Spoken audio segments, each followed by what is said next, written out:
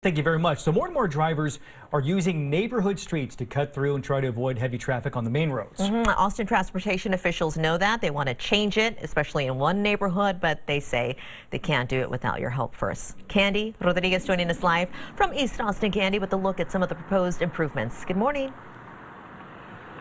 Hey, good morning. Tonight, the city wants to hear from you, and that's because they're looking at ways to improve safety for both pedestrians and cyclists alike by adding connections, because it is no secret that growth is underway here in East Austin. You can see that right behind me here on Alexander and Manor with this apartment complex. And that's just one of the many things, businesses going up all along this area, causing traffic to become a worry for neighbors.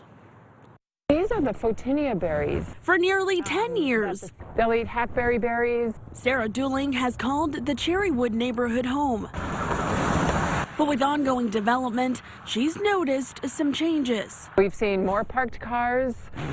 We've seen more people cutting through the neighborhood. Her activities keep her outside, I walk a lot, I bike. so safety is a big concern. The city has plans to ease her worries. They include extending the Red Line Trail through the Elon East apartments north to Cherrywood Road, with the shared use path adjacent to the railroad tracks. Remove parking on certain sections of 34th and Clarkson to make room. The changes that we're proposing are going to connect to both existing urban trails and in-progress urban trails, so it will provide significant connectivity. Improved signage and a high-visibility crosswalk on Alexander Avenue and Manor Road are also on the list, as well as adding a two-way protected bikeway stretching from that intersection all the way down Alexander to MLK Jr. Boulevard.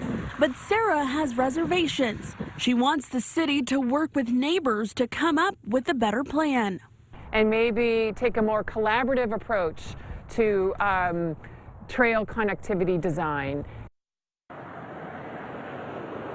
Tonight, the meeting will start at 6 at Maplewood Elementary. No word on how much this is going to cost, but part of the funds will come from a bond voters approved in 2016. Guys. The Candy at the city, as you mentioned, already has a solution on what they want to do with that neighborhood. Why do they need more feedback? Why can't they just put it into place? And Sally, good question. Some of the neighbors I spoke with, specifically Sarah, had that question. And so they tell me, transportation officials say this is still very much in the early stages of planning. They just saw an opportunity to set aside some options, the ones we told you about and a few others, to present to the neighborhood. But again, tonight they really just hope neighbors come out so they can hear from them and hear their vision on what they would like to see happen in their neighborhood. We're live in East Austin this morning. Candy Rodriguez, KXAN News.